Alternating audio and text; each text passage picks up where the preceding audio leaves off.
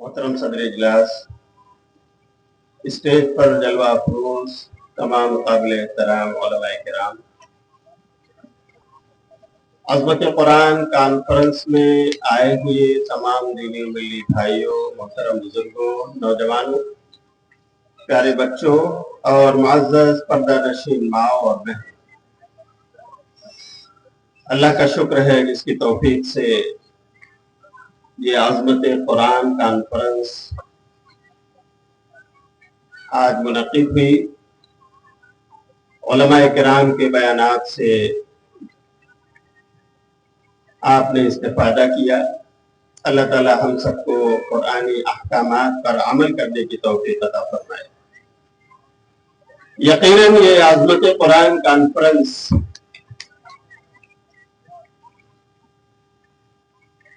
उस शख्स के अज़मत की दलील है जिसने भी अपने आप को इससे जोड़ा है। कुरान से हजरत जिब्रील का नाता हुआ तो वो रईसुल मलाइका थे, और यही कुरान मक्का की सरजमीन जब इससे वाबस्ता हुई तो उसे उम्मुल कुरा का लक़ब मिला, मदर ऑफ द सिटी। और यही कुरान जब प्यारे नबी सल्लल्लाहु अलैहि वसल्लम के क़ल्ब अतहर पर उतरा तो आपकी अज़मत यह है कि आप इमामुल अंबिया बने। मेरे भाइयों, आप अगर कुरान से जुड़े हैं तो यह आपके अज़मत की भी दलील है। शर्त यह है कि आप इस पर अमल करने के इरादे से उठें। इंशाअल्लाह अल्लाह अमल की तौफीक अता फरमाए।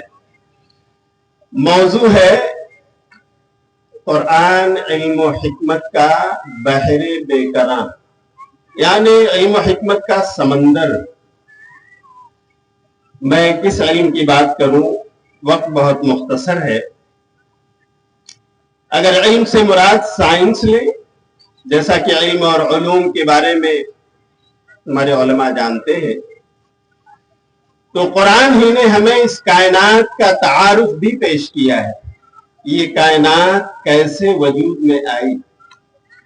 सूरह अंबिया की आयत नंबर 30 में है, अवलम यअल्लज़ीना कफ़रू अन्ना समावाति वल अर्ज़ कानता रत्क़न फ़फ़तक़नाहुमा, कि क्या ये हक़ का इनकार करने वाले नहीं देखते कि यह आसमान और ये जमीन कानता रत्क़न आपस में जुड़े हुए थे, मिले हुए थे। फ़फ़तक़नाहुमा, तो हमने इनको अलग अलग और जुदा जुदा कर दिया। रत्क़ और फ़त दो अल्फाज इस्तेमाल हुए। रत्क़ुन का मतलब है दो चीजें या दो से ज्यादा चीजों का आपस में मिलकर जुड़ना, और फ़तक़ुन का मतलब है दो या उससे ज्यादा जुड़ी हुई चीजों का अलग कर दिया जाना। कुरान कहता है कि ये सारे आसमान और ये जमीनें आपस में जुड़े हुए थे, अल्लाह ने अपनी कुदरत कामिला से इनको अलग अलग कर दिया, कायनात वजूद में आ गई। और अगर आप अपनी तख्लीक के बारे में गौर करें तो कुरान करीम इंसानों की तख्लीक के बारे में बात करता है। साइंस ने जिसे बहुत बाद में अपनी तहकीकात के दायरे और इहाते में वो उसे ला सकी है। आप देखें सूरह मुमिनून की आयत नंबर 14 में अल्लाह रब्बुल आलमीन ने इंसान की तख्लीक कैसे हुई, अल्लाह ने इसे पैदाइश और वजूद कैसे बख्शा। अल्लाह ताला कुरान में कहता है, वलक़द खलक़नल इंसाना मिन सुलालतिन मिन तीन सुम्मा जअलनाहु नुत्फ़तन फ़ी क़रारिन मकीन सुम्मा जअलना नुत्फ़ता अलक़तन फ़ख़लक़नल अलक़ता मुज़ग़तन फ़ख़लक़नल मुज़ग़ता इज़ामा फ़कसवनल इज़ामा लहमा। अल्लाह कहता है कि हमने इंसान को मिट्टी के जौहर से पैदा किया, गारे के उसके खुलासे और निचोड़ से पैदा किया, और फिर हमने उसको नुतफे की शक्ल में एक महफूज जगह पर ठहरा दिया, यानी शिकम मादर में। پھر اللہ کہتا ہے کہ اس نطفے کو ہم نے علقہ لٹکی ہوئی جو کی طرح بنا دیا، اور پھر یہ لٹکی ہوئی جو کی طرح کا جو یہ مادہ تھا، اللہ کہتا ہے میں نے پھر اس کو چبائے ہوئے گوشت کی طرح مضغہ بنا دیا، اور پھر اسی مضغہ کو چبائے ہوئے گوشت کی طرح کے لوتھڑے کو ہم نے ہڈی بنا دیا، اور پھر اسی ہڈی کے اوپر ہم نے گوشت چڑھا دیے، انسان تیار ہو گیا۔ سبحان اللہ۔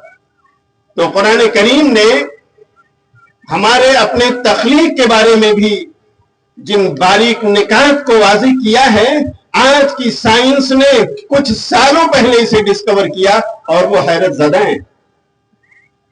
قرآن کریم ہی نے بتایا ہے کہ انسان کے اندر جو درد، کرب، تکلیف محسوس کرنے کا سورس ہے، وہ چمڑی ہے۔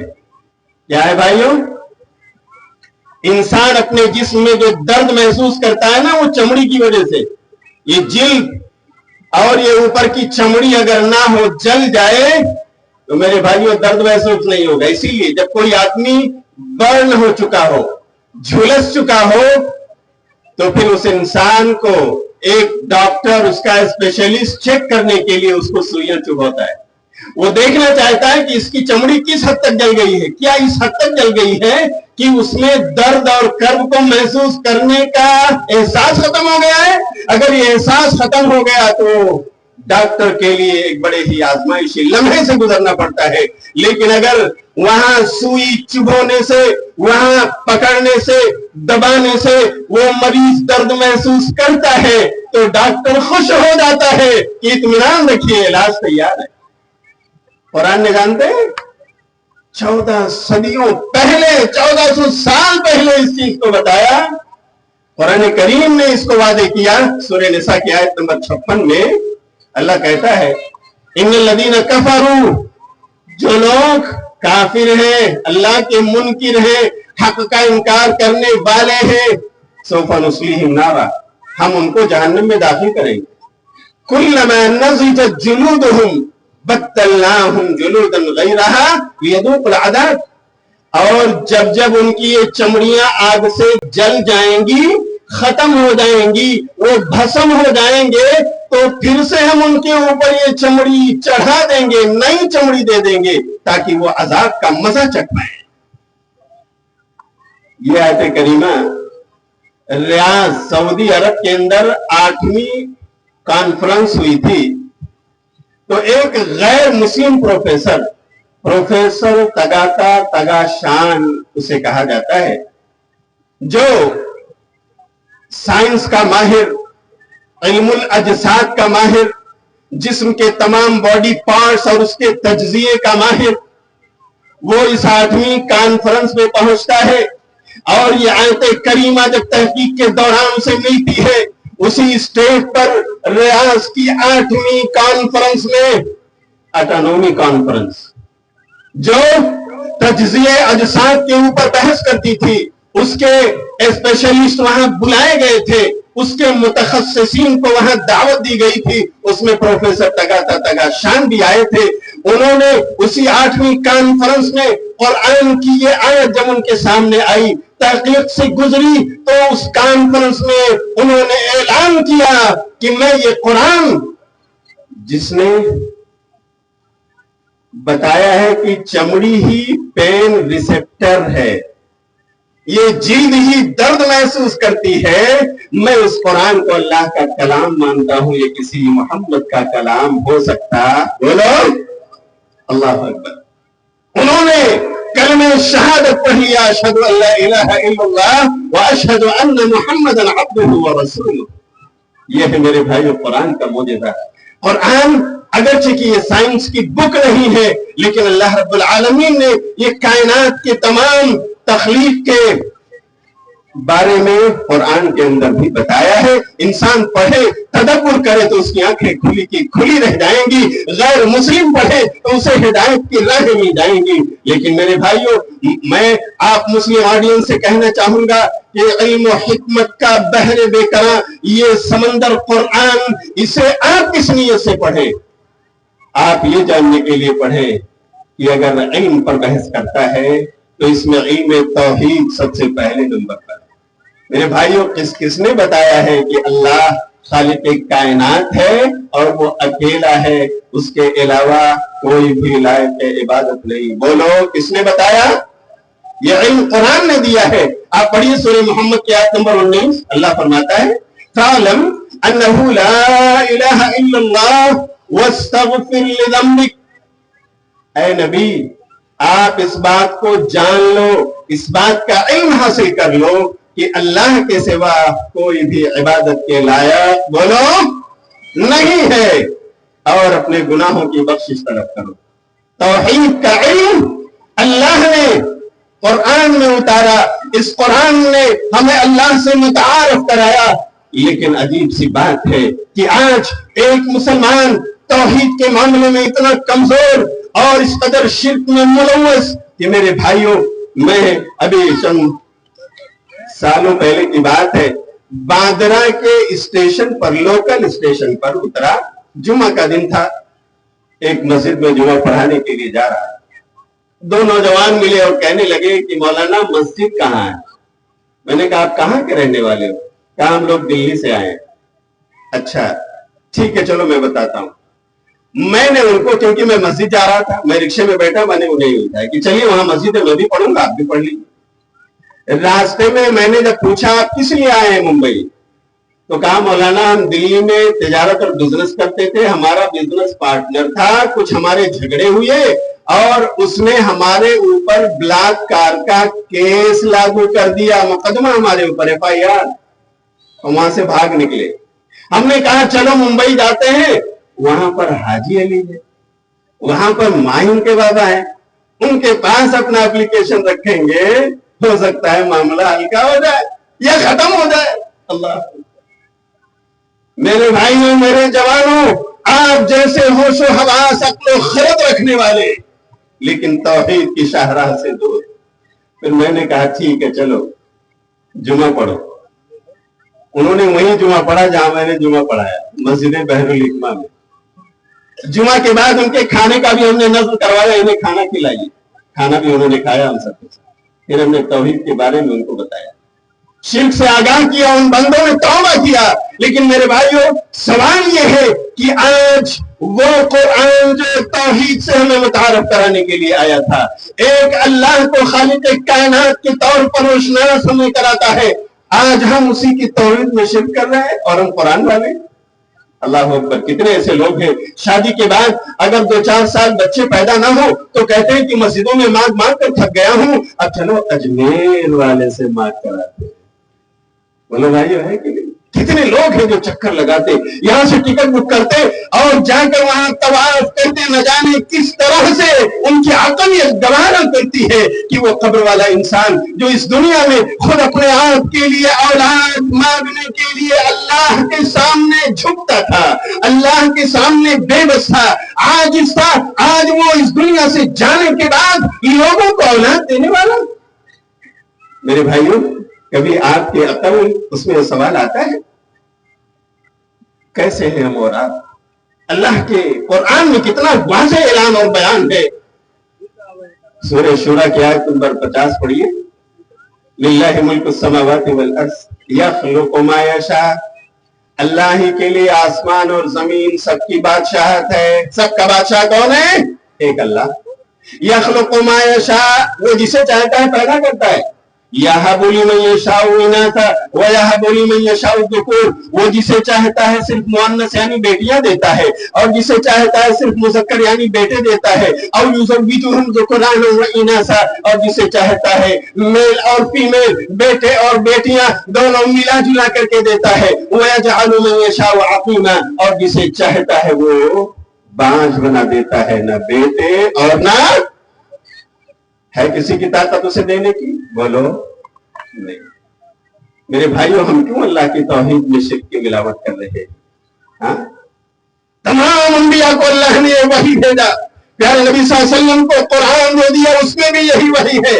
وَلَقَدْ بَعَثْنَا فِي كُلِّ أُمَّةٍ رَسُولًا أَنِ اعْبُدُوا اللَّهَ، ہم نے جتنے بھی انبیاء بھیجے امتوں کی طرف سب کو اسی بات کی وحی کی تھی، ایک اللہ کی عبادت کرو، اس کی عبادت میں کسی کو شریک بولو نہ بناؤ۔ لیکن آج اولاد دینے والا ہم غیروں کو، جو اللہ کا کام ہے وہ ہم نے اللہ کے بندوں کو سونپ دیا ہے۔ میرے بھائیوں، اس شرک سے توبہ کیجیے، اللہ ہمیں توبہ کی توفیق عطا فرمائے۔ یہی قرآن ہے جو ہم کو رسالت اور نبوت سے متعارف کراتا ہے، علم نبوت اور رسالت کے بارے میں آگاہی دیتا ہے۔ قرآن اعلان کرتا ہے قُلْ يَا أَيُّهَا النَّاسُ إِنِّي رَسُولُ اللَّهِ إِلَيْكُمْ جَمِيعًا، اے نبی آپ ان دنیا کے انسانوں سے کہہ دیجئے کہ میں تم سب کی طرف رسول بنا کر بھیجا گیا۔ قرآن دوسری جگہ اعلان فرماتا ہے وَمَا أَرْسَلْنَاكَ إِلَّا رَحْمَةً لِلنَّاسِ، قرآن اعلان کرتا ہے ہم نے اے نبی آپ کو تمام دنیا والوں کے لیے رحمت بنا کر بھیجا، اور کہتا ہے وَمَا أَرْسَلْنَاكَ إِلَّا كَافَةً لِلنَّاسِ بَشِيرًا وَنَذِيرًا، تمام جہان والوں کے لیے جنت کی خوشخبری سنانے والا، جہنم سے ڈرانے والا ہم نے آپ کو بنا کر کے بھیجا ہے۔ اور یہی قرآن ہے جو ہمیں نبی آخر الزماں کے بارے میں بتاتا ہے کہ اب نبیوں کی جو کڑی تھی، نبیوں کا جو سلسلہ تھا، رسالت اور نبوت کی جو لڑی تھی، اس کے آخری سرے پر نبی آخر الزماں حضرت محمد رسول اللہ صلی اللہ علیہ وسلم کو اللہ نے مبعوث فرمایا اور کہا ما كان محمد نبا احد من رجالكم ولكن رسول اللہ وخاتم النبیین، یہ محمد صلی اللہ علیہ وسلم تم میں سے کسی مرد کے باپ نہیں ہے، کیونکہ جب یہ آیت اتری تو آپ کی تمام نرینہ اولادیں انتقال کر چکی، لیکن یہ تو اللہ کے رسول اور آخری نبی۔ اب اگر یہی آخری نبی ہے تو یہی آخری رسول بھی ہے۔ لیکن میرے بھائیو بتاؤ کیا فتنہ نہیں چل رہا ہے کہ نبی آخر الزماں یہ ہے لیکن رسول آخر الزماں نہیں ہے؟ نعوذ باللہ من ذالک۔ اس لیے کسی نے قادیانی کو اپنا نبی مان لیا، ہاں کسی نے مسلمہ کذاب کی طرف اپنے آپ کو بڑھایا، کسی نے اسود عنسی اور کسی نے سجاہ بنت حارث کو نبی اور رسولہ کہا۔ یہ فتنے ہم سب دیکھ رہے ہیں۔ میرے بھائیوں، اس علم نبوت اور رسالت کے بارے میں آگاہی دینے والا اگر کوئی کلام ہے تو وہ اللہ کا آخری کلام، آخری معجزہ، یہی قرآن جس کی عظمت پر آج یہ کانفرنس منعقد ہوئی ہے۔ ہمیں اپنے عقیدوں کو درست کرنا ہے، نبی آخر الزمان صلی اللہ علیہ وسلم کو آخری رسول تسلیم کرنا ہے، اور ختم نبوت کا اعلان قرآن نے کیا ہے۔ یہی اعلان لے کر گلی گلی کوچے کوچے ہمیں اس پیغام کو پہنچانا ہے۔ اللہ ہم سب کو اس کی توفیق عطا فرمائے۔ یہی قرآن ہے جو ہمیں بتاتا ہے کہ اس نبی کو اللہ نے مفسر بنایا، ہمیں یہ علم قرآن پرووائڈ کرتا ہے اور کہتا ہے کہ اے لوگوں سنو، قرآن کے پڑھنے والے سنو۔ اللہ کہتا ہے وَأَنزَلْنَا إِلَيْكَ الذِّكْرَ لِتُبَيِّنَ لِلنَّاسِ مَا نُزِّلَ إِلَيْهِمْ، اے نبی ہم نے آپ پر یہ قرآن اتارا ہے تاکہ آپ لوگوں کے لیے اس چیز کو کھول کھول کر بیان کر دو جو ان کی طرف بھیجا گیا ہے، جو احکامات انہیں دیے گئے ہیں۔ اس کا مطلب یہ ہے کہ یہ نبی ہی اس کے مفسر ہے، یہ نبی ہی اس کے مبین ہے، یہ نبی ہی اس کے ایکسپلین کرنے والے ہیں۔ تو اے لوگوں بتاؤ ان کا ایکسپلینیشن ہے کیا، ان کا بیان ہے کیا، ان کی تفسیر کسے کہتے ہیں؟ وہ تو وہی آپ کا قول ہے، آپ کا عمل ہے، آپ کی تقریر ہے، اسے مانو۔ یہ گویا نبی کے قول و عمل کی حجیت کا علم ہمیں دے رہا ہے قرآن کریم۔ اس لیے کہ اللہ نے فرمایا وَمَا آتَاكُمُ الرَّسُولُ فَخُذُوهُ وَمَا نَهَاكُمْ عَنْهُ فَانْتَهُوا، اللہ کے رسول جو کچھ تمہیں دے اسے لے لو، جس سے روکیں اس سے رک جاؤ۔ یہی قرآن ہے جو اعلان کرتا ہے فَلَا وَرَبِّكَ لَا يُؤْمِنُونَ حَتَّى يُحَكِّمُوكَ فِي مَا شَجَرَ بَيْنَهُمْ ثُمَّ لَا يَجِدُوا فِي أَنفُسِهِمْ حَرَجًا مِّمَّا قَضَيْتَ وَيُسَلِّمُوا تَسْلِيمًا۔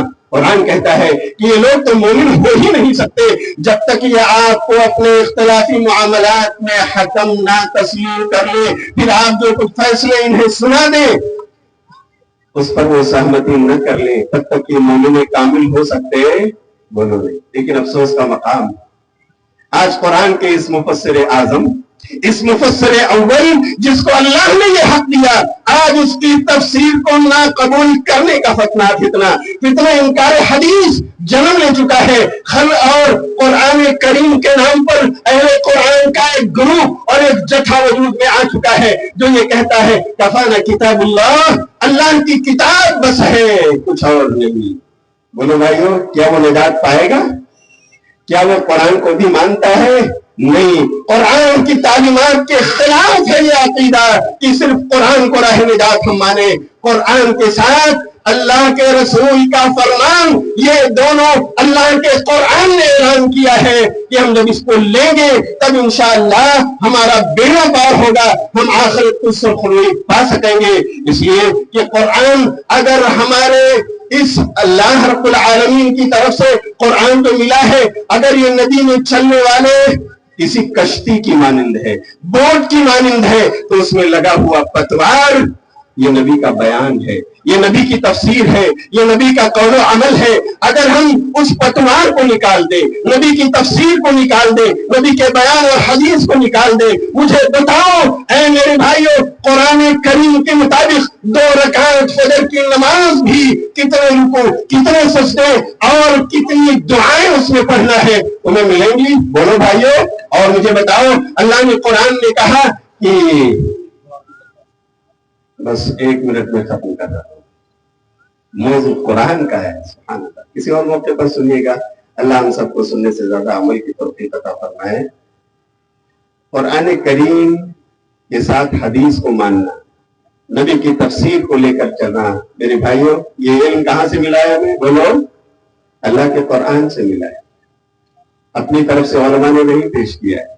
इसलिए अहले कुरान के फितनों में पढ़ने से बचो है मेरे जवानों। अल्लाह के कुरान और नबी के फरमान दोनों को मान कर चलो, इसी में राह निजात, यही राह निजात है। दुनिया में भी इंशाअल्लाह सबको भी मिलेगी और आखिरत में भी अल्लाह हम सबको कुरान पढ़ने, समझने और समझ कर उस पर अमल करने की तौफीक अता फरमाए। आप सबका बहुत बहुत शुक्रिया। अस्सलामु अलैकुम व रहमतुल्लाहि व बरकातहू।